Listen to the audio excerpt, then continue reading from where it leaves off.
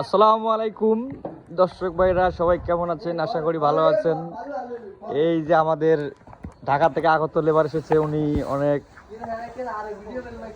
একবারে কড়া লেবার, বলতে যে গার্মেন্টস শ্রমিক, কিন্তু এই বছর টাইসের কামে সামনে বিয়ে শাদী করবো, তো মানে গার্মেন্টসের কাজ করলে ভালো বাড়তি দিত না।